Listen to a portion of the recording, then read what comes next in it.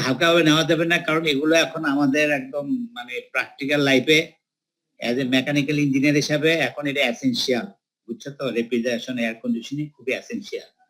Every হয়, যেটা প্রথমে আমরা শুরু করছিলাম যে আমাদের যে অ্যাপ্লিকেশন গুলো আছে কোথাও বাদ নেই, যত দিন যাচ্ছে এটার প্রয়োজনীয়তা আরো বেড়ে যাচ্ছে, বুঝছো তো?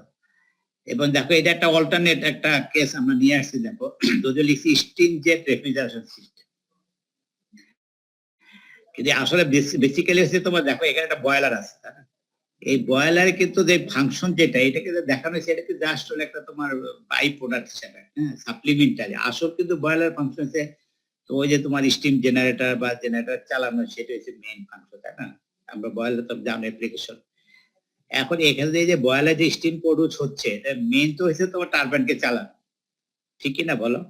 তো এখানে যে তোমার যে স্টিম যেটা হচ্ছে, যে কিছু স্টিমকে আমরা ব্যবহার করতে পারি, দেখা যায় এখানে একটা রেফ্রিজারেশন সিস্টেমের যেটা তোমার কম্প্রেসর যে কাজটা করতো সেই কাজটা এখানে সারতেছে। যেমন আমরা তোমার ওই যে অ্যাবজর্পশন সিস্টেমে দেখাইছি কি বলো, এই যে বয়লার, তারপরে কি অ্যাবজর্বার, একটা ফিড পাম্প দিয়ে আমরা কম্প্রেসারের বিকল্প, কম্প্রেসার যে কাজটা করতো সেটা তারা করতেছে, যার জন্য আমরা ওই যারা কম্প্রেসার আমার প্রয়োজন হয় না। এখানে আরো একটা ইন্টারেস্টিং জিনিস দেখো, এখানে ওই ধরনের কিছুই নাই। এই যে ধরো পাম্প টাম্প যেগুলো আছে, এটা কিন্তু ওই যে তোমার আসল যে তোমার পাওয়ার প্ল্যান্টের জন্য, সেটার জন্য, ঠিক আছে না? এখন আসো মেইন হচ্ছে কিন্তু আমাদের এইটা তোমার ইভাপোরেটর, এই যেটা রেফ্রিজারেটেড স্পেস, এইটা হচ্ছে আমার কি বলো রেফ্রিজারেটেড স্পেস, যেখানে আমি কুলিং কাজটা করবো, আমাদের হিট অ্যাবজর্ব করে সেটা এটা। এখানে কি হচ্ছে দেখো, এটা হচ্ছে তোমার একটা বলা, এটা ফ্লাশ চেম্বার। মেন কি আমি বলি, কেসটা হচ্ছে তোমার এটা চিল্ড ওয়াটার। চিল্ড ওয়াটার মানে কি বলো, ওই যে এয়ার কন্ডিশনিং পারপাসে যেটা ব্যবহার করে, এয়ার কন্ডিশনিং জন্য যেটা চিল্ড ওয়াটার মানে ঠান্ডা পানি, যেটা বলতে বাতাসটা ফ্লো করলে বাতাসটা ঠান্ডা হয়। এখন একটা ভালো করে খেয়াল করো, এখানে যে তোমার যে ওয়াটারটা আছে, সে যখন পাম্প করে এই রেফ্রিজারেটর স্পেসে যখন ক্রস করে, তখন কি বলে হিট অ্যাবজর্ব করে, বলে হিট অ্যাবজর্ব করে আমার সারাউন্ডিংস এটা সে ঠান্ডা করে দেবে, যেটা আমাদের রিকোয়ার্স, আমাদের রিকোয়ারমেন্ট যেটা সেটা ফুলফিল করলো। হওয়ার পরে কি হবে, এই যে তো পানিটা মানে গরম হয়ে গেল, টেম্পারেচার সে আসলে তো গরম হয়ে গেল, এইটা কি করলাম, এখানে আমি স্প্রে করলাম একটা টিউব একটা মানে কতগুলো ছিদ্র, এটা যে স্প্রে, যেটা কুলিং টাওয়ারে সাধারণত থাকে, এটা একটা কুলিং টাওয়ারের মধ্যে চিন্তা করো। এখন তোমরা বলতে পারো স্যার এখানে কুলিং টাওয়ার, এখান থেকে স্প্রে করতেছে, স্প্রে করলে পানিটা ঠান্ডা কিভাবে হয়? এটা উত্তর কেউ দিতে পারবা? একটা ওয়াটার যদি গরম পানি দিয়ে আমি স্প্রে করি, তাহলে পানিটা ঠান্ডা হয় কেন?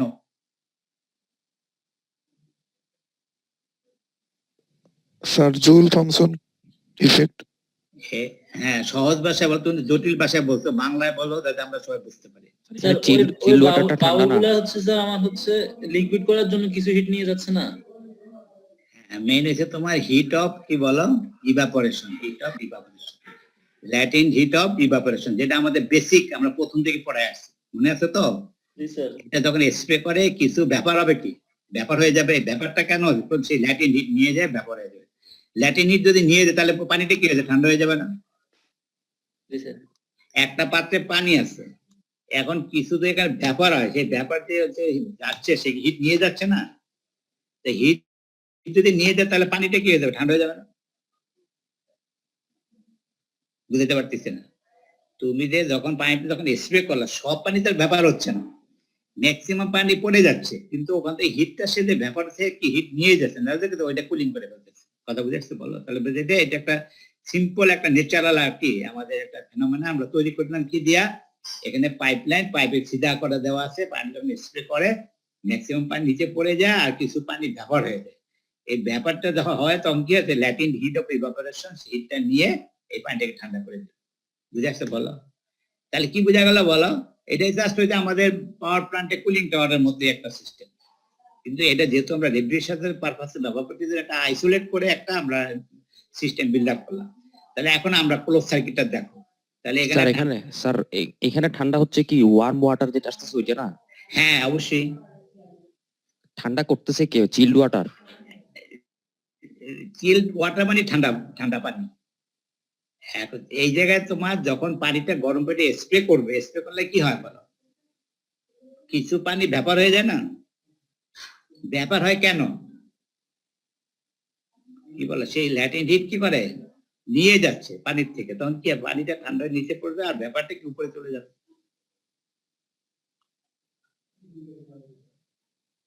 তুমি মনে করো ইভাপোরেটর যে আগে পড়াইছি রেফ্রিজারেশন আমরা তো তোমার কম্প্রেশন সিস্টেম যে ইভাপোরেটর কি হয় বলো না ইভাপোরেটর কি হয়? ব্যাপার হয়ে যায় আর কি। হ্যাঁ ব্যাপার কি হিট নিয়ে যায় না, সে হিট নিয়ে তো ব্যবহার হয়, তখন তো সারাউন্ডিং ঠান্ডা হয়। ইভাপোরেটর কি করে, যখন ততটুকু ওখানে তো তোমার টেম্পারেচার চেঞ্জ হয় না, কি হয় বয়েলিং টেম্পারেচার কি হিটটা অ্যাবজর্ব করতে থাকে, তখন কি ব্যাপার হয়ে যায়, লিকুইডটা যত মতো থাকে হিট নিতে থাকে, হিট নিলে কি হবে ঠান্ডা হয়ে যাবে না। ওই জন্য তো ইভাপোরেটর টেম্পারেচার -5 ডিগ্রি 6 ডিগ্রি কেন হয়, ওই ল্যাটিং হিট অফ ইভাপোরেশন হয়ে যায়, ব্যাপার হয়ে যাচ্ছে, কিন্তু টেম্পারেচার কিন্তু চেঞ্জ হচ্ছে না। যেহেতু এটা বলো 100% যদি তো ব্যাপার না হয় তাহলে কি টেম্পারেচার চেঞ্জ হবে না।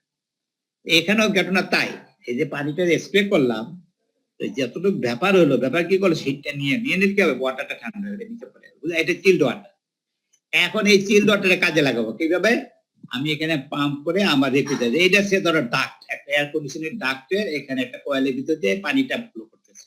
এখন যদি এখানে এয়ার ফ্লো করার বুদ্ধি, এয়ার ফ্লো করলে কি হবে, এয়ারের টেম্পারেচার 30 ডিগ্রি সেলসিয়াস, এটা ধরো 15 ডিগ্রি সেলসিয়াস, তাহলে কি হবে এটা ঠান্ডা, এয়ারটা ঠান্ডা হবে না, ঠান্ডা ভিতরে ঢুকে গেল, আমার রুম থাকে রুমের ভিতরে ঢুকে গেল।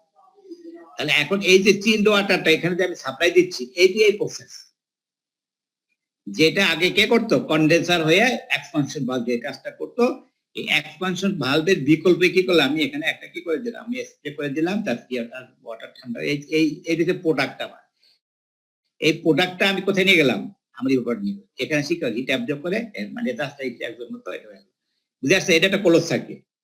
এবার ক্লিয়ার করতে পারছি বলো। এখন প্রশ্ন আসতেছে এই যে ব্যাপার যেটা হইলো এটা কোথায় যাবে, এটাকে কে ক্যারি করবে, এই জন্য দেখো এখানে সিস্টেম করে দিলাম আমরা, ধর এই বয়লার থেকে তোমার যে স্টিমটা যেটা আসবে ওয়াটার স্টিম, এটা কি থাকে প্রেসার টেম্পারেচার দুটাই কি হাই থাকে না বয়লারে, কি বলো একজন বলো। জি স্যার। হ্যাঁ এই যে স্টিম যেটা, এটা কি steam more than 100 degree Celsius, এই স্টিম মানে এটা ভ্যাপার, এটা একটা নজেল। তাহলে কি আছে এখানে বলে, এই নজেল থেকে তো বের হয়ে গেল, কি হবে বলো, এখানে এখানে কি আছে কনভার্জিং ডাইভার্জেন্ট, কি হবে ওই যে মনে আছে না, ওই যে অবশ্য পড়াইনি তোমাদের ফ্লুইড মেকানিক্সে, এটা ওই যে তোমার কি হয় যে থ্রোটলিং, যেটা থ্রোটলিং বা এটাকে বলে কি বলে তোমার এই যে মানে হাই ভেলোসিটি যখন হয় সোনিক সাবসোনিক সুপারসোনিক যে কেসগুলো দাঁড়ায়, এখানে একটা কি হচ্ছে, এখানে একটা নজেল, আবার একটা কনভার্জিং ডাইভার্জিং একটা ইজেক্টর বলে, তখন এখান থেকে যখন যায় তখন হবে কি এই যে তোমার তখন এই যে ব্যাপার যেটা আছে এটা সে ক্যারি করে এখানে নিয়ে যায়। সহজ যেটা সিম্পল ভাবে আমরা বুঝতে পারবো সেটা যে কি এখানে হাই যেটা তোমার ভেলোসিটিতে যে তোমার স্টিমটা এখানে বের হচ্ছে, একটা তো স্টিম মানে এটা কিন্তু এটা হাই টেম্পারেচার, এটা লো টেম্পারেচার। এখন কি হবে যখন এটা যাবে কি আছে যখন এখানে ভ্যাকুয়াম ক্রিয়েট হচ্ছে, তখন কি হবে এই ব্যাপারটা এর সাথে কি হবে এখানে চলে আসবে। তা আসল টার্গেট কি, আসল টার্গেট হচ্ছে যে আমার এইটাকে এই ব্যাপারটা যদি এটা ক্যারি করে সিস্টেম হচ্ছে নিয়ে আসা, নিয়ে এসে কি করলো কন্ডেন্সার, মূল যে কন্ডেন্সারে চলে আসলো, এখন এই কন্ডেন্সার থেকে কি হয়ে যাবে বলো আবার ফিড পাম্প হয়ে আবার বয়লার চলে গেল, বুঝে আসতে বলো। তাহলে আসলে কিন্তু এই সিস্টেমের জন্য বয়লার না, এই বয়লার থেকে কিছু স্টিমকে ব্যবহার করে আমি কি করলাম, আমাদের ব্যাপার যেটা ফর্ম করলো সেটাকে কি হলো আমি এখানে আমার কন্টিনিউয়াস সাইকেলে নিয়ে আসলাম, ঠিক না বলো। এখন প্রশ্ন আসতে তাহলে চিল ওয়াটার তো তাহলে কনস্ট্যান্ট থাকতেছে না নাকি বলো, কিছু ব্যাপার চলে যাচ্ছে, এই জন্য মেকআপ ওয়াটার এখানে একটা ফ্লোট বাল্ব থাকে যাতে এই লেভেলটা কনস্ট্যান্ট থাকে, নাহলে কি হবে এখানে ফ্লো সেম থাকবে না, এখানে একটা ফ্লোট বাল্ব লাগিয়ে দিলে কি হবে চিল্ড ওয়াটারটা কি হবে কনস্ট্যান্ট লেভেল মেনটেন করবে, যদি যখনই প্রেসার মানে এটা ওয়াটারের লেভেল ফল করবে এখান থেকে মেকআপ ওয়াটার ঢুকে গেল, কনস্ট্যান্ট লেভেল মেনটেন করলে কি হবে ফ্লোটা কনস্ট্যান্ট থাকে।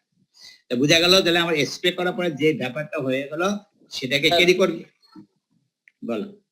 স্যার আমার বয়লার থেকে যে স্টিমটা বের হচ্ছে স্যার ওইটা হাই প্রেসার না? অবশ্যই এখানে এসে অ্যাটমসফিয়ার হয়ে যাবে স্যার, তাহলে আমার হাই প্রেসারের স্টিমটা স্যার হচ্ছে আমার এই ফ্লাশ চেম্বারের ভিতরে এদিকে আসবে না কেন স্যার? কোনটা? যেমন না না প্রেসার তো না, এটা তো atmospheric pressure near to atmosphere, কারণ কি নজল থেকে বেরোলে কি হবে আর কি থাকবে প্রেসার থাকবে, বার্নৌলিজ ইকুয়েশন পড়ছে না বার্নৌলিজ ইকুয়েশনে? জি স্যার। তাহলে হচ্ছে স্যার আমার এই যে ইয়াটা স্টিম যেটা সেটা হচ্ছে আর ফ্লাশ চেম্বারের দিকে আসবে না, ভেলোসিটি হাই ভেলোসিটিতে নিয়ে যাবে, এটাকে ইনারশিয়া থেকে ব্যাক করে নিয়ে যাবে। ইনারশিয়ার কারণ হচ্ছে এই যে এখানে প্রেসার থাকবে না, তুমি সামান্য প্রেসার থাকবে, তুমি নিজে বলছো নজেল যখন তো ওপেনিং এ আসলে তখন কি প্রেসার থাকবে, atmosphere near to atmosphere pressure হয়ে যাবে। যেহেতু এটা ক্লোজ সার্কিট সুতরাং কিন্তু প্রেসার থাকবে। তারপর স্যার ইজেক্টরটা দিল কেন? ইজেক্টরটার কাছে এই যে তোমার এই যে ভ্যাকুয়াম ক্রিয়েট করলে এটা টেনে নিয়ে যাবে, এখান থেকে ভ্যাকুয়াম আসবে একটা। স্যার নজল দিয়ে কি ভ্যাকুয়াম তো নজল দিয়েই হইতো স্যার, আবার ইনজেক্টর না, তোমার এটা নজলে যদি তুমি অ্যাটমসফিয়ারে ছেড়ে দাও তখন তো প্রসেসটা থাকবে না। আমার তো এখানে এই যে তোমাদের স্টিমের যে তোমার স্টিমটা এটা হাই কস্টলি তোমার একটা প্রোডাক্ট। এই যে বয়লার স্টিম যেটা না, এটা কিন্তু নর্মাল ওয়াটার না, এটা কিন্তু পিউরিফাইড ওয়াটার। এটা খুবই কস্টলি, আর এটাকে আমি সিস্টেমের বাইরে যেতে দিচ্ছি না। আর এখানে মেইন উদ্দেশ্যে কনভার্জিং ডাইভারশন হতে কারণটা কি বলো, এখানে একটা ভ্যাকুয়াম ক্রিয়েট হবে, যেটা কি টানবে সাক করে এটাকে নিয়ে যাবে। এই ফ্লোটাকে মেনটেন করার জন্য এই সিস্টেমটা করা, জাস্ট লাইক কার্বোরেটরের মতো। ঠিক আছে, তো এখন মেন উদ্দেশ্যতে আমার যেখানে ভ্যাপার যেটা ফর্ম হচ্ছে নিয়ার টু অ্যাটমসফিয়ারিক বা আদার, সেটাকে ক্যারি করার জন্যই এই স্টেটটাকে ব্যবহার ক্লিয়ার হয়েছে বলো? তাহলে এইটা হচ্ছে তোমার বলো, এটা হচ্ছে কি বলে আমরা স্টিম জেট কনভার্ট করতে বলছি, ওই যে জাস্ট ওই যে ভ্যাপার কম্প্রেশন মানে কি কম্প্রেসার ছিল। স্টিম জেট কেন, স্টিম জেটটাই তোমার ওই কাজটা করে, যেখানে ভ্যাপার যেটা ফর্ম করে সে ক্যারি করে এটা নিয়ে যাচ্ছে। ঠিক আছে, এইটা হলো একটা জিনিস। এটা যদি কোনো সাথে শর্ট নোট হিসাবে থাকে ফিগারটা ড্র করে এখানে ডিসক্রিপশনটা লিখে দেবো, এখানে সুন্দর করে লেখা। নেক্সটে আসো, এরপর একটা আসো ভালো করে খেয়াল করো, থার্মোইলেকট্রিক রেফ্রিজারেশন। ঠিক আছে, এইটার ব্যাপক ব্যবহার তোমার আমাদের যত এই যে কম্পিউটারে দেখবা, কম্পিউটার তোমার যে ফ্যান গুলো আছে আর এখানে কিছু আছে তোমার কোনো ফ্যান না কিন্তু কুলিং সিস্টেম আছে এখানে, এই যে থার্মোইলেকট্রিক রেফ্রিজারেশন সিস্টেম। এটা বেসিক প্রিন্সিপাল হিসেবে দেখো এখানে এই যে সিব্যাক ইফেক্ট বলে, সিব্যাক ইফেক্ট এটার সম্বন্ধে আইডিয়া আছে, বা ফিল্টার ইফেক্টও বলে। এটা তোমরা ওই যে 9, 10 বা ইন্টারমিডিয়েটে পড়ে আসছো। যদি কি বলো এখানে থার্মোকাপল প্রিন্সিপাল, থার্মোকাপলের নাম শুনছো? স্যার যে দুটো ডিফারেন্ট ম্যাটেরিয়ালের উপর স্যার। হ্যাঁ বলো, থার্মোকাপল দিয়ে কি করে? স্যার টেম্পারেচার মেজার করে স্যার। এটা কি সরাসরি তার ইএমএফ বের করে ওখান থেকে হ্যাঁ ক্যালিব্রেশন করে, এটা টেম্পারেচার করায়। ঠিক আছে, ক্যালিব্রেশন করে টেম্পারেচার করায়, মানে ভোল্টেজ জেনারেশন, তাই না? জেনারেট করে দিছে। কিভাবে হয়? দুইটা ডিসিবেল মিটার যদি আমরা দুইটা পয়েন্টে লাগাই দেয়, একটা হট জাংশন একটা কোল্ড জাংশন, তাহলে কি হবে? একটা ইএমএফ জেনারেট হবে। এই তো, যেহেতু এখানে হট আর কোল্ড আছে সুতরাং there is the temperature difference, এইটার কারণে ইএমএফটা জেনারেট হচ্ছে। ঠিক তো বলো? তাহলে বোঝা গেল কি, যে দুইটা ডিসিমিলার মেটার যদি আমরা দুইটা একটা কোল্ড জাংশন মানে কি একটা নরমাল অ্যাটমসফিয়ার একটা হট জাংশনে রাখতে পারো, তখন কি হবে? একটা ইএমএফ জেনারেট হবে। বুঝাস কি পরিমাণ হবে? ওই রেশিও। এখন যদি আমরা রেফ্রিজারেশনের চিন্তা করি, রিভার্স যদি করি তাহলে কি হবে বলো দেখি? রিভার্স বুঝছো তো? রিভার্স মানে কি, ওখানে তো হট আর কোল্ডে আমি বসাই দিলাম, এখানে একটা মিটার ইএমএফ জেনারেট হলো, মানে একটা ভোল্টেজ বিল্ড আপ হলো। আমি যদি ভোল্টেজ সাপ্লাই দেই তাহলে কি হবে?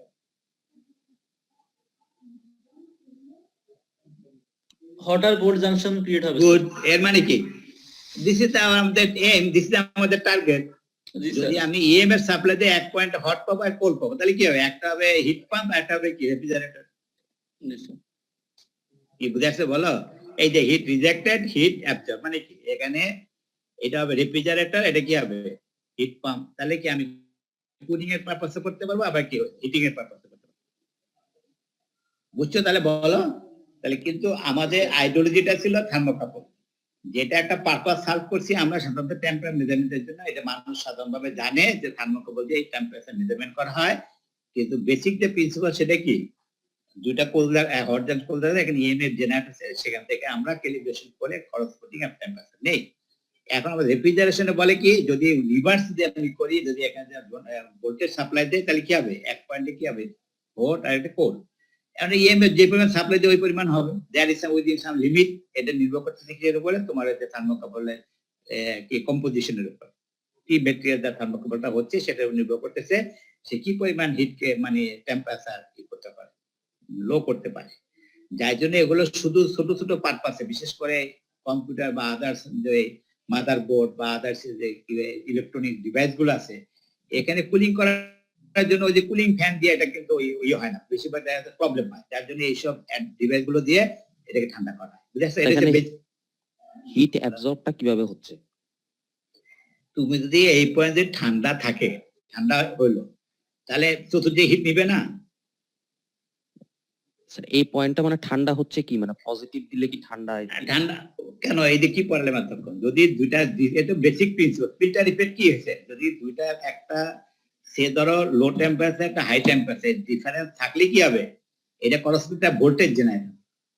এই যে ভোল্টেজ যেটা তোমরা থার্মোকাপল দিয়ে মাপো, এই থার্মোকাপল দিয়ে স্টিপটা ঢুকাও কিন্তু সিঙ্গেল না, ওখানে একটা টুইস্ট করা থাকে, মানে দুইটা মেটাল এক পয়েন্টে কি করা থাকে, ওয়েল্ড করা থাকে বা টুইস্ট করা থাকে। বুঝে আসছে বলো? এটা তো বেসিক প্রিন্সিপাল। কি যদি ডিসিমিলার মেটাল ভালো করে বুঝো, এরকম যদি আমরা এইভাবে দুইটা ওয়্যার দুই মাথায় আমরা টুইস্ট করলাম, একটা হট জাংশনে রাখলাম একটা কোল্ড জাংশনে রাখলাম, একটা মাঝে একটা যদি রাখো দেখবে যে এখানে ভোল্টেজ জেনারেট হচ্ছে। এখন ওখানে টেম্পারেচার ভেরিয়েশন যত বেশি হবে ইএমএ তত বেশি হবে। যদি এটা যদি হয়ে থাকে তাহলে রিভার্স করলে কি হবে, আমি যে ভোল্টেজ সাপ্লাই দিলে কি হবে, এক জায়গায় কি হবে ঠান্ডা হবে, এক জায়গায় কি হবে গরম হবে। এখন যেই পয়েন্টে ঠান্ডা হলো সেটা এখানে -5 ডিগ্রি সেলসিয়াস 10 ডিগ্রি সেলসিয়াস চতুর্দিকে 30 ডিগ্রি সেলসিয়াস হিট অ্যাবজর্ব করবে না? মানে কি এখানে মানে থার্মোকাপলের উল্টাটা করতেছে? উল্টা, হ্যাঁ থার্মোকাপলের উল্টা কথা বুঝছো তো। থার্মোকাপল তোমার মাপে কি হবে, মাপে কি যেহেতু মিটারটা আছে, মিটারে একটা জাংশন লাগাই দেওয়া হয় পজিটিভ নেগেটিভে, আর একটা মাথা স্টিমটা কোথায়, একটা হট কোন একটা পয়েন্টে হট জাংশনে তুমি ঢুকাই দিলে, একটা গরম পয়েন্টে ঢুকাই দিলে, ওখানে কিন্তু দুইটা পয়েন্ট কিন্তু টুইস্ট করা আছে একত্রে লাগানো হয়, আর এখানে দুইটা লাগে, তাহলে কি হয়, এখানে যদি ভোল্টেজ পায়, ভোল্টেজটা কেন হলো? জি স্যার বুঝছি। বুঝছো তো? সিমিলার মেটাল হলে হবে না কিন্তু, এই যেটা বলে ক্রোমেল এলোমেল, কি বলে ক্রোমেল এলোমেল, কপার কনস্ট্যান্ট নামই দেখো ক্রোমেল এলোমেল, একটা থার্মোকাপল ক্রোমেল এলোমেল মানে এটা ক্রোমিয়াম এটা কি অ্যালুমিনিয়াম, দুইটাই অ্যালুমিনিয়াম হয় হবে না। বুঝছো তো? কপার কনস্ট্যান্ট, এটা কনস্ট্যান্ট থাকে, এটা কি বলে কপার থাকে, এটা বিভিন্ন নামের তোমার থার্মোকাপল আছে। ঠিক আছে, এখন আসো আমাদের মেইন যে টার্গেট কিন্তু এটা হলো তো, এখন আসো জাস্ট লাইক দিস, আরো সিম্পল ব্যাপার আছে দেখাই যে এটা কোল্ড জাংশন এটা হট জাংশন। এখন যদি তুমি এখানে যে হিট যেটা হইলো, এখন তুমি একটা যদি তুমি একটা ব্লোয়ার লাগাই তাহলে কি হয়, মানে মানে গরম বাতাস ভিতরে ঢুকবে এখানে, তাহলে বোঝা গেল কি এখানে এসে আমাদের মেনলি ব্যাটারি অথবা তোমার পাওয়ার সাপ্লাই, এখান থেকে তুমি করে একটা কারেন্ট ভোল্টেজ সাপ্লাই দাও, তাহলে কি হবে এই পয়েন্ট হবে হট এবং এটা হবে কোল্ড। এখন তুমি যেরকম পারবে যেটা চাও তুমি সেটা করতে পারো, যদি কোল্ড চাও এদিকটা বাতাসে এদিকে ফ্লো করা, যদি হট চাও তাহলে কি হবে এদিকে ফ্লো করা, তাহলে হয়ে যাবে। ঠিক আছে, শর্ত ওই যে সেমিকন্ডাক্টর মেটেরিয়াল, দেখো একটা সেমিকন্ডাক্টর মেটেরিয়ালস আর একটা কি কপার, বুঝা গেছে দুই ধরনের মেটেরিয়াল আছে, আমি এখানে একটা টুইস্ট করলাম, এখানটা পয়েন্ট, এখানটা হট জাংশন আর কোল্ড জাংশন। ঠিক আছে, আবার আসো বেসিক একদম ফাইনালি যেটা দেখো, এই যে এইটা হলো আমাদের পুরো একটা তোমার রেফ্রিজারেশন সিস্টেম যেটা সাধারণত থাকে। দেখো এইটা একটা রুম, কথা এখানে দেখ দুইটা হয়ে যায়, একটা পজিটিভ একটা নেগেটিভ। এটা কেন দিলাম, ওই দুইটা মেটাল, একটা হয়তো তোমার সেমিকন্ডাক্টিভ একটা অন্য কোনো মেটাল, আর একটা অন্য দুইটা মেটাল, এখানে আমরা একটা জয়েন্ট করে দিলাম, এটা তোমার সাপ্লাইতে দিয়ে দিলাম। এখন তুমি এখানে ভোল্টেজ সাপ্লাই দাও, ঠিক আছে, ভোল্টেজ সাপ্লাই কি হবে বলো, এখানে কারেন্টটা ফ্লো করবে, ওখানে ফ্লো কি হবে, এখন কি হবে এইটা একটা কি হবে, এটা ঠান্ডা হবে, এটা কি গরম হবে। এখন যদি আমি চাচ্ছি ঠান্ডা, তাহলে কি বলো এই পয়সা আমি দিয়ে দিলাম, এখন এখানে বাতাস ফ্লো করো, ঠান্ডা বাতাস এখানে ঢুকবে। আবার কন্ট্রোলটাকে আমি থার্মোস্ট্যাট লাগাই দিই, থার্মোস্ট্যাটের কাজ কি বলো, এই টেম্পারেচারটা কোন যে টেম্পারেচারটা সার্টেন লিমিট করবে তখন কি হবে এটা অফ করে দিবে, তাহলে আমার যে সাপ্লাই অফ করে দিই তাহলে কি অফ হয়ে গেল। আবার টেম্পারেচার ফল করতে এমনটা পড়বে যখন আবার কি হবে এটা রাইজ করতে কি হবে এটাকে অফ করে দিল, বুঝেছো? তাহলে এই যে আমার মোটামুটি এই যে আমরা কি বলো refrigeration system, refrigeration system clear হয়েছে বলো? বেসিক প্রিন্সিপাল তো এইটা, এই যে দুইটা মেটাল এটাই। এখন আমরা এটা একটা প্রোটোটাইপ ফর্মে নিয়ে আসলাম যাতে কি এটা আমরা রেফ্রিজারেশন যদি সার্টেন যে টেম্পারেচার আমরা অ্যাচিভ করতে পারি সেটার জন্য। মেইন হচ্ছে এখানে পাওয়ার সাপ্লাই, এই পাওয়ার সাপ্লাইটা অফ করে দিলে কি হবে, এটা অফ হয়ে যাবে, অন করে দিলে অন কেন হবে, অটোমেটিক এই থার্মোস্ট্যাটের টেম্পারেচারের সাথে এর সাথে সম্পর্ক। ক্লিয়ার আছে বলো? আচ্ছা, এরপরে যাও নেক্সটে আসো, এরপরে আসো এইটা আর একটা বলো ভর্টেক্স টিউব রেফ্রিজারেশন সিস্টেম। এটা একটা মজার জিনিস, ভর্টেক্স টিউব নামটাই বোঝা, ভর্টেক্স টিউব মানে কি ভর্টেক্স, যেখানে ভর্টিসিটি ফ্লুইড ম্যাগনেসে পড়ে আছে, ভর্টিসিটি কি ঘূর্ণি বলে, ঘূর্ণি জ্বর, ঘূর্ণিঝড়ের নাম শুনছো? বলো না, ঘূর্ণিঝড় কি নাম শুনছো নাকি না শোনো নাই? কিভাবে হয় এটা, কিভাবে হয়, কেউ আইডিয়া আছে? ঘূর্ণিঝড় কিভাবে হয়? সমুদ্র নিম্নচাপ সৃষ্টির কারণে হ্যাঁ হ্যাঁ, এই যে নিম্নচাপ, এই নিম্নচাপ মানে কি? Low pressure. হ্যাঁ, ও তো অর্থ বললো আর কি। এই যে গরম বাতাস উপরে উঠে যায় নিচে। হ্যাঁ, শোনো শোনো, এটা হলো যে আমি বলি তো, সাধারণত এগুলো কোথায়, নদীতে হয় না খালে না পুকুরে না সমুদ্রে? সমুদ্রে হয় স্যার, কেন সমুদ্রে হয়? নদীতে তো হইতে পারে, পুকুরে তো হইতে পারে। পরিমাণে কম হয় আর কি স্যার। না, পরিমাণ না, বেসিক হচ্ছে তোমার সল্ট। সমুদ্রে যে সল্ট থাকে, ভালো করে খেয়াল করো, সেটা হলো যে যখন দিনের বেলায় যখন রোদ পড়ে, ওইখানে তো স্যালাইনিটি কি করে, এটাকে একদম করে রাখে ভালো করে। এই জন্য দেখবে সমস্ত ঘূর্ণিঝড় রাত্রিবেলায়। কখন হয়? বেশিরভাগ কখন হয়? রাত্রিবেলায় শুরু হয়, দেখছো তো? এটা মূল হচ্ছে, দেখো তুমি যদি কখনো তোমার সমুদ্র পৃষ্ঠে থাকো, দেখবে যে বাতাসের ফ্লো রাত্রে একরকম, দিনে আর একরকম। দেখা একটা হচ্ছে তোমার সিট থেকে ল্যান্ডে যায়, আবার ল্যান্ডের থেকে সিতে যায়। দিনের বেলায় কি হয় দেখো, আমাদের ভূপৃষ্ঠ খুব রেপিড তোমার কি হয়ে যায়, টেম্পারেচার রাইজ করে যায়, টেম্পারেচার রাইজ করে যায়। যার জন্য কি বাতাস কি হয়ে যায়, টেম্পারেচার রাইজ করে, মানে বাতাস কি লাইট হয়ে যায়, ডেনসিটি কমে যায়, বাতাস কি হবে, উপর দিকে ফলো করবে। বুঝতে পারিনি? ল্যান্ডে যখন টেম্পারেচার রাইজ, বাতাস কি হবে বলো, ডেনসিটি কি হয়ে যাবে, কমে যাবে না? হালকা হয়ে গেলে কোথায় যাবে সে, উপরের দিকে। যখন এই উপরে গেলে কি হবে, এখানে ভ্যাকুয়াম তৈরি, ভ্যাকুয়াম হলে কি হবে, তোমার শীত থেকে বাতাসটা এদিকে মুভ করবে। কেন? কারণ সে তো হিট অ্যাবজর্ব করে রাখতেছে, সে তো আর ছাড়তেছে না। ভূপৃষ্ঠ কি হয়ে যাচ্ছে, সে হিটেড হয়ে যাচ্ছে, মানে কি বাতাস কি ঝালতেছে। বোঝা গেল? তো দিনের বেলায় কি হচ্ছে, সমস্ত পৃষ্ঠে কি হচ্ছে, সে হিট যে তোমার সান থেকে পড়তেছে, সেটাকে অ্যাবজর্ব করে রাখতেছে।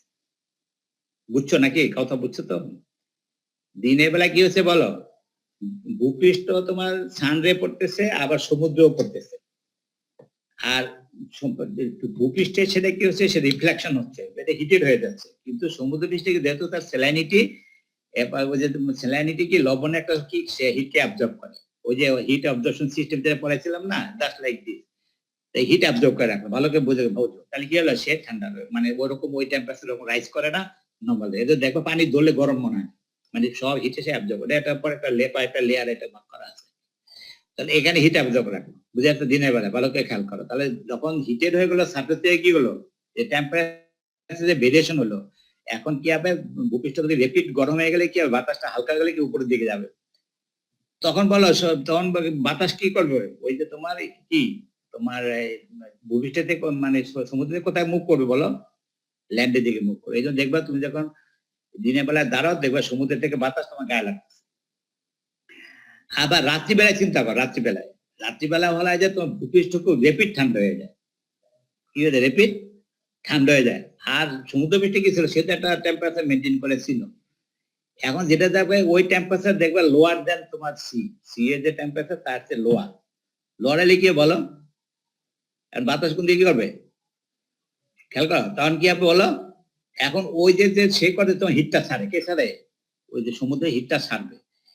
যখন টেম্পারেচার ডিফারেন্স হয়ে গেছে না, হিট ছাড়বে। এখন যদি হিট ছাড়ে, তখন সমুদ্র পৃষ্ঠে বাতাস কি হয়ে যাবে, লাইট হয়ে যাবে না? লাইট হলে সে কোথায়, কোন দিকে যাবে, বাতাস যদি সমুদ্রের দিকে, না না উপরের দিকে যাবে না। বুঝতে পারিনি? যদি তোমার উপরের দিকে উঠে যাবে, যদি উপরে উঠে যেতে, লাইট উপর দিকে উঠে যাবে। এই যে উপরে উঠলে কি হবে, জায়গাটা ভ্যাকুয়াম হবে না, এই জায়গাটা ফিল আপ করবে কোথেকে, মানে স্থল থেকে যাবে, স্থল থেকে যাবে, বা মানে সমুদ্রে যেখানে আরো লো টেম্পারেচার, ওখান থেকে বিভিন্ন জায়গা থেকে কি করবে, এই বাতাস এখানে ওই সেন্টারে চলে আসবে।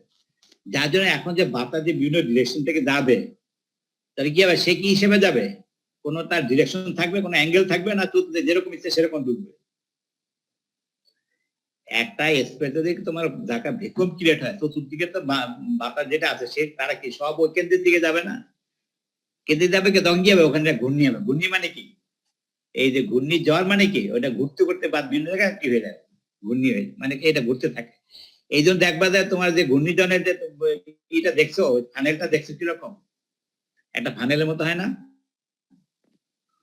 মানে কখনো দেখো নাই, তোমার এই যে তোমার জি স্যার, দেখছি স্যার। স্যার কেমন টানেলের মতো না? জি স্যার। এটা কেন হয়েছে? স্যার হচ্ছে সেন্টারকে কেন্দ্র করে চতুর্দিক থেকে বাতাসটা আসছে, যার জন্য কি ওদের ভেলোসিটির কারণে গিয়ে গেছে, তারা এটা ঘোরা শুরু করে। কারণ বিভিন্ন ডিরেকশন দিয়ে বাতাস বিভিন্ন বেগে আসতেছে, যার জন্য কেন্দ্র করে চতুর্দিকে আছে। সেন্ট্রিফুগাল বা সেন্ট্রিপিটাল অ্যাকশন বলে না, সেন্ট্রিফুগাল অ্যাকশন। এই তারা এখন কি হচ্ছে দেখবা যে এখন এই যে তোমার যে হলো, যত সময় যাচ্ছে এটা আস্তে আস্তে বাড়তে থাকে। এখন ওই কেন্দ্রটা সরতে থাকে, এই কেন্দ্রটা আসলে ওই যে তোমার হিট করে না, ওই কেন্দ্রটা ওই স্টেজে আস্তে আস্তে মুভ করতে থাকে ল্যান্ডের দিকে। কারণ কি ওই যে ল্যান্ডে কি হয়ে গেছে বলো, ওখানে কি হয়ে যাচ্ছে তার ল্যান্ডে, ওই যে কোন দিকে যাচ্ছে সে, ওই ল্যান্ডের দিকে যাচ্ছে, যেহেতু ওখানে টেম্পারেচার ভেরিয়েশন আছে। ওই যার জন্য কি হচ্ছে, এই তোমার প্রবলেম আস্তে আস্তে ল্যান্ডের দিকে তোমার হিট করে। এখন যাও, এটা হচ্ছে অন্য কথা বললাম। এখন এইটাকে এখন অ্যাপ্লিকেশন নিয়ে আসে আমাদের রেফ্রিজারেশনে কিভাবে কাজে লাগাতে হবে। ওখানে একটা মজার জিনিস আর দেখবা যে ওই যে টর্নেডো যেটা হয় না, ওটা সারাউন্ডিং একটু হাই টেম্পারেচার থাকে, কেন্দ্রে আবার লো টেম্পারেচার। এটা যে ডিউ টু তুমি ইন্টারমলিকুলার অ্যাকশন বা ভেলোসিটির জন্য কি হচ্ছে, বাইরে ফ্রিকশনের জন্য কেন্দ্রে হচ্ছে লো টেম্পারেচার আর কি সারাউন্ডিং হাই টেম্পারেচার। বলছে না ঘূর্ণি যখন ল্যান্ডে আসে মনে হয় আগুন ঘা পড়ে যাচ্ছে, এরকম গরম বাতাস। এটা হচ্ছে ডিউ টু ফ্রিকশন, বুঝেছো? এখন দেখো এই প্রিন্সিপালটা এখানে কাজে লাগানো কি করছে দেখো। এখানে এটা একটা নজেল, এটা ধর একটা স্পিরিক্যাল একটা শেল বা সিলিন্ড্রিক্যাল একটা শেল, সিলিন্ড্রিক্যাল একটা পাইপ। এখন যদি আমি এখানে আর্টিফিশিয়ালি এই নজেল দিয়ে যে একটা বাতাসকে এখানে যদি আমি এই অ্যাঙ্গেলে যদি ফলো করাতে, কি এটা ঘুরবে না? কারণ কি বলো, কথা বলছো না? সেন্টারে তো যাবে, কিন্তু আমি করলাম কি ওই যে স্পিরিক্যাল যে ওয়ালের এগেইনস্টে এখানে আমি একটা বাতাসকে ফলো করতে, কি বাতাসটা গিয়ে দিয়ে ঘুরবে না? কি বলো, একটা স্পিরিক্যাল শেলের মধ্যে বা একটা সিলিন্ড্রিক্যাল শেলের মধ্যে দিয়ে ঢুকায় বাতাসটা কি সোজা যাবে না এখানে ধাক্কা খেয়ে এসে ঘুরবে? তো ধাক্কা খেয়ে ঘুরবে। ঘুরবে, এটা তো ঘূর্ণি। এটাকে বলে তোমার কি বলে, ভর্টেক্স। এটা কি ভর্টেক্স? যদি তাই হয়, ওই তাহলে কি হবে, এই যে ইন্টার যে লেয়ার, স্টিম লেয়ার গুলো তারা দেখি আপার ফ্রিকশনের জন্য কি হবে, একদিকে লো টেম্পারেচার হবে, হাই টেম্পারেচার। এখানে কেন্দ্রের দিকে লো আর এদিকে হাই টেম্পারেচার। যেহেতু এখানে ভেলোসিটি কম হয়ে যাচ্ছে, এখানে কনভার্সনটা বেশি হচ্ছে, সুতরাং কি হবে, এখানে হিটটা কি হয়ে যাচ্ছে, এখানে বেড়ে যাচ্ছে, এখানে হিটটা কম থাকে। যেহেতু due to change in velocity, এগুলো দেখবে এখানে ভেলোসিটি কম থাকে না হাই থাকে, যার জন্য কেন্দ্রের দিকে চলে আসে, এটা বাইরের দিকে চলে আসে। এখন যদি আমরা যে ঠান্ডা হলো, যেটা ঠান্ডা আর এটা হাই, এখন এটাকে বের করে নিয়ে আসতে পারি, কি হবে, এটা কুলিং এয়ার। আর যদি সারাউন্ডিং থেকে বের করে নিয়ে এটা কি হবে, হিটিং এয়ার। তাহলে আমি কুলিং এয়ারটাকে ব্যবহার করতে পারি, হিটিং এয়ারটাকে ব্যবহার করতে পারি। একদম দেখো, এখন আর একটু সিম্পল ভাবে দেখো, এই যে একটা ডিভাইস কি হচ্ছে দেখো, এখানে এই যে কম্প্রেসড এয়ার, দেখো এটা কিন্তু ওই একটা সার্টেন অ্যাঙ্গেলে, এটা কিন্তু সেন্টারে দেওয়া হয়নি, কোথায়, একটা সার্টেন অ্যাঙ্গেলে কম্প্রেসড এয়ারটাকে ওই যে হাই প্রেসার যেটা বললাম, এখন নজল থেকে বাইরে তখন হাই ভেলোসিটিতে সেটি হবে, এটা হচ্ছে ঘূর্ণিয়া। দুইটা জোন, একটা হচ্ছে আউটার জোন, একটা হচ্ছে ইনার জোন। ওই ইনারটাকে আমি এদিক থেকে বের করে নিলাম, আউটারটা এদিক থেকে বের করে নিলাম, এটা কি হবে, এটা কোল্ড এয়ার, এটা কি হট এয়ার। কথা বুঝছো তো? এটা খুবই সিম্পল, এটা তুমিও তোমার প্রজেক্টে বানাই দেবো। যেমন আমার রিসেন্টলি কয়েকটা ছেলে মানে এইটাই তোমার কি করছে, তোমার বানাইছে মানে প্রজেক্টে এটা তোমার ওরা এই করছে, এবং টেম্পারেচার বেড়ে এবং ভালো টেম্পারেচারে ভেরিয়েশন পাওয়া যায়, প্রায় 10 ডিগ্রি 15 ডিগ্রি সেলসিয়াসে এটা টেম্পারেচার তোমার ফল করানো যায়। এটা ডিভাইসের সাইজের উপর নির্ভর করে। তা বেসিক রেজাল্টকে বলো, অর্থাৎ এইগুলোর ফর্মে যখন আমি এয়ারটাকে তোমার হাই ভেলোসিটি এখানে মুভ করাবো, কেন্দ্রে লো টেম্পারেচার, বাইরে হাই টেম্পারেচার, বাইরে থেকে বাতাসটা নিয়ে গেলে কি হবে, ওয়ার্ম এয়ার পাবো, সেন্টারে কোল্ড এয়ার পাবো। এখন একদম প্রোটোটাইপ একটা ডিজাইনটা কি, এই যে এখানে দেখো, এই এখন দেখো, তাহলে আমাদের এয়ার কন্ডিশন সিস্টেমে কি দাঁড়াইলো, এখানে একটা কম্প্রেস, এখানে রিজার্ভার মানে স্টোরেজ ট্যাঙ্ক, কম্প্রেসড এয়ার। এখন এই নজলের মাধ্যমে এই যে সিলিন্ড্রিক্যাল শেলের মধ্যে আমরা মুভ করি, কেন্দ্রের থেকে যেটা বাতাস সেটা বাইরে করে এদিকে নিয়ে আসে, হটটা বাইরে করে। এখন আমি হট যদি কাজে লাগাই তাহলে এটা কি হবে, হিটিং। আর যে কোটটা কাজে লাগাই এটা কি হবে, এয়ার কন্ডিশনিং, মানে ঠান্ডা করা। ক্লিয়ার করতে পারছি বলো? তাহলে বেসিক প্রিন্সিপালটা কি বলো, একটা জাস্ট ভর্টেক্স ক্রিয়েট করা। ভর্টেক্স ক্রিয়েট করলে কি হবে, কেন্দ্রে কি হবে তোমার কোল্ড আর সারাউন্ডিংসে হট। এখন আমার অ্যাপ্লিকেশন আমি যেটা চাই সেভাবে এটাকে ব্যবহার করতে পারি। স্যার এই যে স্যার হট আর কোল্ড স্যার এয়ার, স্যার এটা কি স্যার কিভাবে ডিফারেন্সিয়েট করে শুধু কোল্ডটাকে বের করব আর শুধু ওয়ার্মটাকে রেখে দিব? ওইটা কেন্দ্রে তুমি যে একটা পাইপ মানে একটা সেন্টার একটা ওপেনিং রাখলা যেখানে কেন্দ্রে বাতাসে যে ঢুকে পড়ে আর সারাউন্ড ডিসে যাও সারাউন্ডে কোনো সমস্যা নেই সে একটা হোল করে সারাউন্ড থেকে চলে গেল। এটা তো একটা মেজারমেন্ট আছে ম্যাথমেটিক্যাল ক্যালকুলেশন আছে কতটুকু পর্যন্ত তুমি ট্যাপ পাইতে চাও কারণ ট্যাপটাতে তো ভেরিয়েশন আছে। কেন্দ্রে মানে বলতে তো একটা জোন সেটা এই সেন্টার থেকে এই জোন পর্যন্ত হলে কি প্রথম যে দেখাইছিলাম যেখানে ওই এই যে ফিগারটা সে ধরো এখান থেকে এই পর্যন্ত যে জোনটা সেটা হচ্ছে ধরো 10 ডিগ্রি সেলসিয়াস এরপরে এসে কত ধরো 20 ডিগ্রি সেলসিয়াস তাহলে আমি অ্যাভারেজে ধরো আমরা 15 মানে কত আসবে এটা 20 ডিগ্রি সেলসিয়াসে বাইরে করে নিয়ে গেলাম এটা কত এটা আমার 10 ডিগ্রিতে ওটা তো তোমার এরিয়ার উপর নির্ভর করে কতটুকু ওই জোনটাকে তুমি বের করে নিয়ে আসা। জি স্যার বুঝছি স্যার। এটা ক্লিয়ার হয়েছে তো? আচ্ছা এই মোটামুটি আমরা কাছে আসছি এখন আর একটু আসো যেটা হলো যে এটা হলো এইটা দেখো এটা একটা আরো মজার জিনিস সেটা হচ্ছে তোমার সোলার অ্যাবজর্পশন রেফ্রিজারেশন সিস্টেম আমাদের ওই যে অ্যাবজর্পশন সিস্টেম যেটা পড়াইছিলাম আমার তো অনেক দূর মেকানিজম এখন আমরা সোলার থেকে কি এটা পাইতে পারি সোলার সিস্টেম এটা কি এটা তোমরা জানো এটা হচ্ছে একটা তোমার প্যারাবোলিক কনসেন্ট্রেটর মানে কি কনসেন্ট্রেটর নাম দিয়েছে এটা একটা প্যারাবোলিক যে শেল এটা বিরোধ থাকতে পারে অথবা স্মুথ কোনো সারফেস সাধারণত তোমার যে স্টেনলেস স্টিল বা কোনো অ্যালুমিনিয়াম খুব সারফেস উদ্দেশ্য কি এইটা হচ্ছে তোমার দেখো এটা বলে রিসিভার মনে আছে তো রিসিভার একটা ছিল আমাদের ওই অ্যাবজর্পশন সিস্টেম একটা রিসিভার ছিল ঠিক আছে রিসিভার ঠিক আছে না এখন এই রিসিভার এখন এইটা হচ্ছে একটা রিসিভার এটার মধ্যে সলিউশন থাকে সেটা অ্যাকোয়া অ্যামোনিয়া সলিউশন বা ক্যালসিয়াম ক্লোরাইড এন্ড কি অ্যাকোয়া অ্যামোনিয়া এই যে এটা দেখো with generator filled with calcium chloride and aqua ammonia এই দুইটা জিনিস ভালো করে বুঝো অ্যাকোয়া অ্যামোনিয়া ক্যালসিয়াম ক্লোরাইড এটা একটা সলিউশন ঠিক আছে না।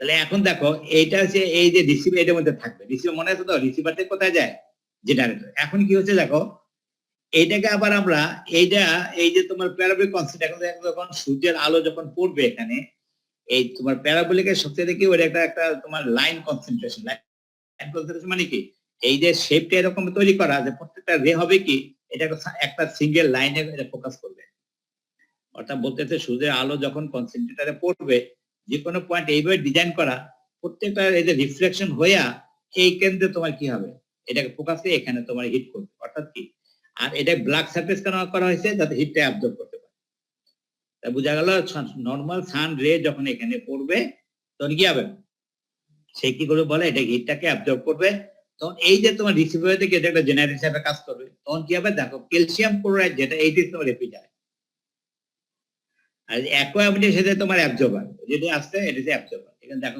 সুন্দর করে লেখা আছে দেখো যে solar system mainly consists of solar collector which focus the solar radiation to the generator pipe in which the absorption air calcium chloride and aqua ammonia mixture is being heated and ammonia released ঠিক আছে তো the refrigerator operates in a day and night এটা কথা absorbent দেখা থেকে বলো এটা হলো এখন আমি ক্লিয়ার করে দিতে ভালো করে বুঝে এখানে তাহলে কি আছে এখানে বলো calcium chloride and aqua ammonia ভালো করে এখন বলো এই অ্যামোনিয়াটা হচ্ছে আমাদের রেফ্রিজারেন্ট কোনটা রেফ্রিজারেন্ট বলো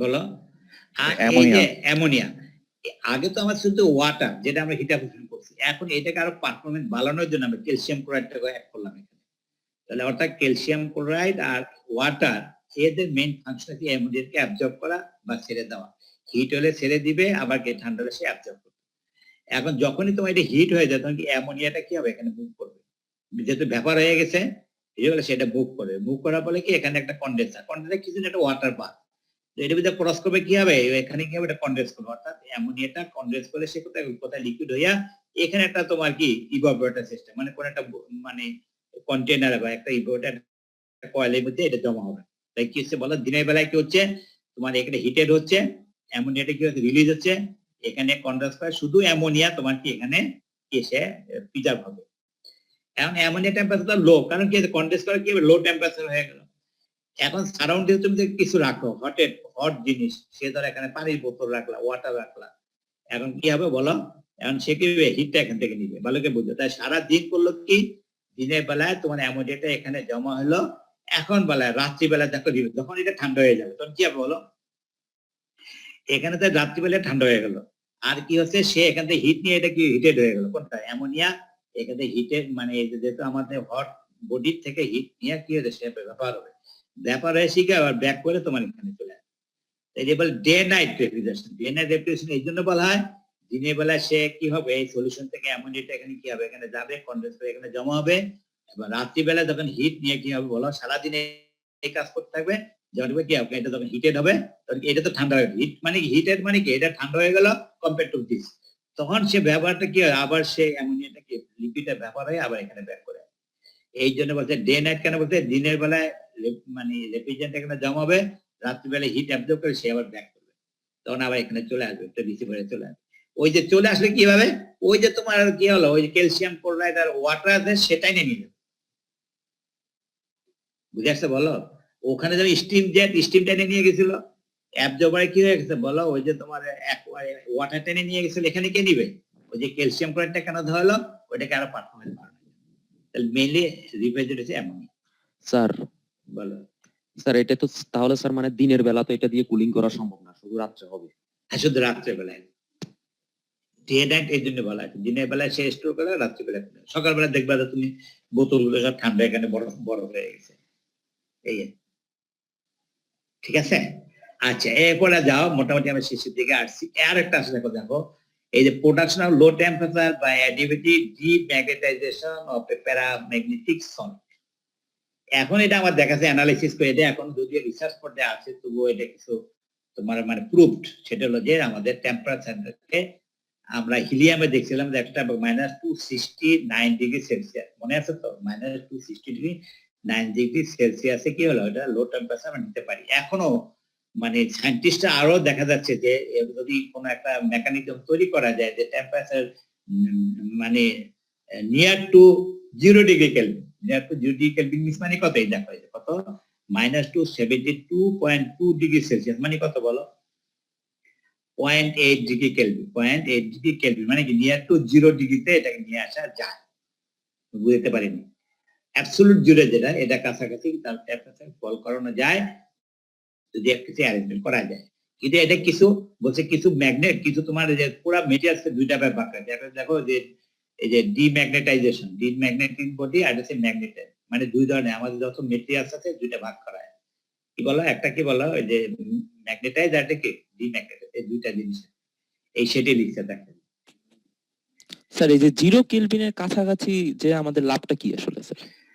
মানে তাহলে কিন্তু এরকম কোন, এটা তো তোমার যে এটা কেন রাখছে, যদি কোনো লো টেম্পারেচারে যাইতে চাই, আমি লিখলাম যে 0°C, কিন্তু আমার যে প্রয়োজন তো হইতে পারে, মানে কথা বুঝাইতে পারে, এখন যদি আমার সিস্টেম থাকে তখন কি হবে, আমি যে কোনো টেম্পারেচারে কি করতে পারবো, আমি এখানে রিস্ক করে আমি ওই জিনিসটাকে আমার পারপাসে আমি নিয়ে আসতে পারবো, এটি তো রিসার্চ তো এইটি, তাহলে রিসার্চ তো আগে হওয়ার পরে আগেই তো করে রাখে, তখন শুনে অ্যাপ্লিকেশন নাকি বলো, তুমি মনে হয় আর্কিটেক্ট প্রিন্সিপাল, ও বেটা তো প্রিন্সিপাল বানায় দিয়ে গেছে, ব্যবহার এখন কারা করতেছে, ঠিক কি না, যেমন বাউন্ডারি ইকুয়েশন, ওই বেটা তো ওই সূত্র বানায় দিয়ে গেছে, ও আর কতটা অ্যাপ্লিকেশন করছে, এখন তো আমরা এটাকে আরো কত মডিফাই করে অ্যাপ্লিকেশন করতেছি, ঠিক কি না বলো। এখন আমরা হিলিয়াম পর্যন্ত গেলাম, এখন তারা ট্রাই করছে 0 পর্যন্ত যাওয়া যায় কিনা, এইটা দেখা গেছে যে একদম কত অন্তপক্ষে কত 0.8°K পর্যন্ত এই পর্যন্ত অ্যাচিভ করা যাচ্ছে, আমার কথা বলছো তো, সেইটার জন্য যে সিস্টেম যেটা করছে সেটাই আমাদের দেখার বিষয়, যে কিছু কিছু তোমার তো ম্যাগনেট সল্ট আছে যেটা কি করে, সে ম্যাগনেটাইজ হয় আবার ডিম্যাগনেটাইজ হয়, এই যে প্রিন্সিপাল, একবার ম্যাগনেটাইজ হলো, ম্যাগনেটাইজ কিভাবে হলো, তুমি এখানে কি করো সাপ্লাই দাও, মানে ভোল্টেজ সাপ্লাই দাও কি ম্যাগনেটাইজ, আবার দেখো ভোল্টেজ অফ করে দিলা আবার ডিম্যাগনেটাইজ, এই যে চেঞ্জ, এখানেও তোমার টেম্পারেচারটা ফল করে আসে, কিভাবে দেখো ভালো করে খেয়াল করে দাও, এই ফিগারটা ক্লিয়ার হয়ে যাবে। এইটা যে প্যারাম্যাগনেটিক সন, এর প্রিন্সিপালটা কি বলো, এটা কি কি প্যারামিটার সল্ট, এটার নাম দেওয়া আছে অনেকগুলো, এখানে প্যারামেট্রিক সল্ট একটা প্রপার্টিজ, বাকি আমরা বেসিকটা জানি। এই প্যারামেট্রিক সিম্পলিফিকেশন সবচেয়ে বড় প্রিন্সিপাল কি হয়, সে ম্যাগনেটাইজ হয় বা ডিম্যাগনেটাইজ হয়, বুঝছো তো নাকি বলো, ম্যাগ কিভাবে হয়, যে ইলেকট্রিক পোলে, স্যার এই প্যারাম্যাগনেটিক সল্ট কি স্যার মানে ল্যাবেই তৈরি করা হয় তাই না স্যার? তা তো অবশ্যই, এটা দেখ এখানে কিছু ন্যাচারালি তো এরকম মানে হওয়ার কথা নেই, এখানে দেওয়া আছে কি কি দেখ, এখানে আছে কত, জি স্যার, এই যে গ্যাডোলিয়াম, হ্যাঁ গ্যাডোলিয়াম সালফেট, হ্যাঁ কিছু অথবা এখানে কেমিক্যালের তৈরি করা অথবা ন্যাচারালিও থাকে, কোনো অসুবিধা নেই, ঠিক আছে বলো।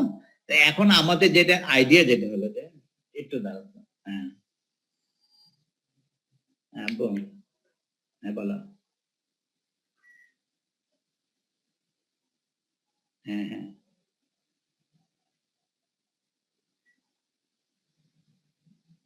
হ্যাঁ হ্যাঁ হ্যাঁ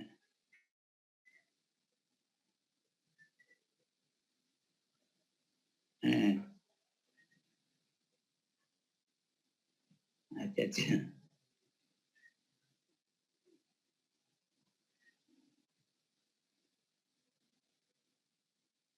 ও কাটানোর জন্য আচ্ছা আচ্ছা আচ্ছা ঠিক আছে হ্যাঁ হ্যাঁ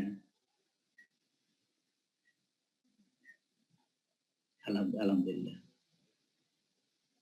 আচ্ছা আচ্ছা শোনো আরেকটা হচ্ছে ওই যে জুস না এটা একটু একটু আগে অনেকদিন পুরানো তো একটু ই করে দিকটা আগে নিজে চেক আপ করে দেখতে হবে ভালো আছে না ডাক্তারকে দেওয়ার আগে ওই জুস যেগুলো আছে না এ তো যদিও ভালো থাকার কথা আর কি জুস জুস আমের জুস এটা আগে আমরা একটু খেয়ে টেয়ে দেখি কেমন আছে তাই না ওই যে মুস্তাদকে প্রথমেই দেওয়াটা ই হবে না আগে নিজে খেয়ে নিই হ্যাঁ হ্যাঁ কারণ আমরাও খাইছি আমরা ভালো আছে থাকার কথা কি যে নষ্ট হয় না চেক আপ করে নিলে ভালো হবে হ্যাঁ আর আমগুলো দেওয়া ঠিক হবে না ওই জুসটা যে করে প্রসেসটা দেওয়া আছে ওইটা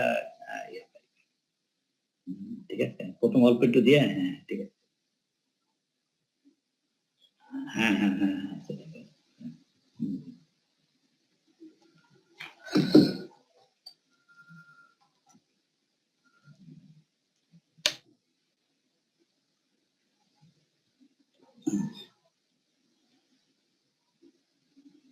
হ্যাঁ সরি এই কথা শোনা যাচ্ছে হ্যালো জি স্যার শোনা হচ্ছে।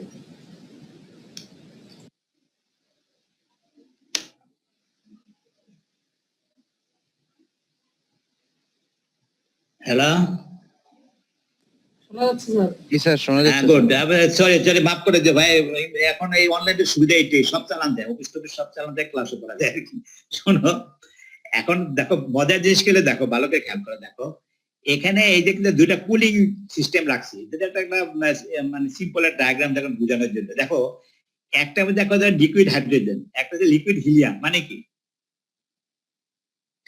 আমি যদি লিকুইড হিলিয়াম যদি কুলিং করি তাহলে টেম্পারেচার কত নামবে আইডিয়াল কেসে -273 হ্যাঁ না 269 269 হ্যাঁ ঠিক না বল আবার হাইড্রোজেন বোঝা গেল কি আমাদের সে লোয়েস্ট টেম্পারেচার মধ্যে দুইটা জিনিস যেটা আমরা ব্যবহার করছি আগে লিকুইড হাইড্রোজেন আর লিকুইড হিলিয়াম তাহলে আমরা কি করলাম প্রথমে আমরা এই হাইড্রোজেন কুলিং করে নিলাম তারপরে হিলিয়াম দিয়ে কুলিং করলাম মানে ওই যে আমাদের ন্যাচারাল গ্যাসের মতো আমরা এলএনজি যে তৈরি করছি না কি বলো ওই যে একবার আমরা কি ইউজ করছি মিথেন কি বলছি বলো প্রোপেন ইউজ করছি তারপর কি ইথিলিন ইউজ করছি ফাইনালি কি করছি মিথেন ইউজ করছি নাকি এখানে আমরা কি করলাম একসাথে সরাসরি হিলিয়াম যদি আমি প্রথমে হাইড্রোজেন দিয়ে কুলিং করলাম তাহলে এক লো টেম্পারেচার হাইড্রোজেনে কতটুকু আসে কত মাইনাস কত 253 না কত ডিগ্রি সেলসিয়াস পর্যন্ত আসে তাই না তা 260 না 253 না কত ডিগ্রি আসছে এবার আবার তাহলে হিলিয়াম দিয়ে করলাম কি হলো আরো টেম্পারেচার ফল করলো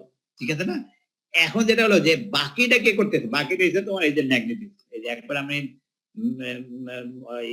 ভোল্টেজ সাপ্লাই দিলাম কি হলো একটা ম্যাগনেটাইজ হলো যখন ডিম্যাগনেটাইজ হবে তখন কি হবে টেম্পারেচারটা আবার ওখানে ফল করবে ওই বাকি 2 ডিগ্রি 1 ডিগ্রি বা 2 ডিগ্রি ফল করানো যাবে আমার কথা বুঝে আসছে বললো এটা হচ্ছে সিম্পল আর কারণ মানে আমার কাছে বেসিক আইডিয়াটা নেওয়া এটা দেওয়ার উদ্দেশ্যে বেসিক আইডিয়াটা যে উই ক্যান ডু দিস যে আমরা অ্যাবসলিউট জিরো কাছাকাছি কি আমরা টেম্পারেচার নিয়ে আসতে পারি ঠিক আছে না এই জন্য দেখবা এটা মেজারমেন্ট করার জন্য কিন্তু তুমি কোনো মিটার পাবা না ওখানে এক জায়গায় লেখা আছে যে এই যে টেম্পারেচার এই যে দেখো পয়েন্ট দিয়ে এই পর্যন্ত অ্যাচিভ করা যাচ্ছে নরমালি যে তোমার যে মিটার গুলো আছে সাধারণত তোমার এই এত মিনিমাম স্কেলে তোমার সাধারণত এই যে স্কেল থাকে না আমার থার্মোমিটার বলো থার্মোকাপল বলো তাই না যেমন temperature of the salt as low as 0.001 degree Kelvin maybe attain কথা বুঝছো তো মেবি অ্যাটেন এই যে আমাদের মোটামুটি যেটা আইডিয়া সেটা তোমরা একটা ওরা করছে তাহলে বুঝে আসছে বলো তাহলে আমার এটা হলো আমাদের একটা রিসার্চ এবং কিছু উই ক্যান অ্যাচিভ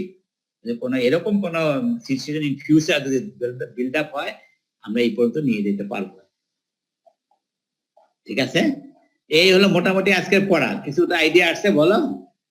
তাহলে আমাদের যে জিনিসটা বললাম এগুলো কিন্তু সবগুলো কিন্তু শর্টকাট হিসাবে থাকে আর কি। সবগুলো যেখানে থাকতে পারে, এই যে ভটিস টিউব বলো, যে মানে কি, তারপর যে কি এয়ার স্টিম যে রেফ্রিজারেশন সিস্টেম, তারপর যে থার্মোকাপল প্রিন্সিপাল, তারপর ডিম্যাগনেটাইজেশন, এগুলো এখানে সিম্পল যেভাবে লেখা আছে এগুলোই পড়বা, অন্য বই থেকে অন্য জায়গা থেকে নেওয়ার দরকার নেই।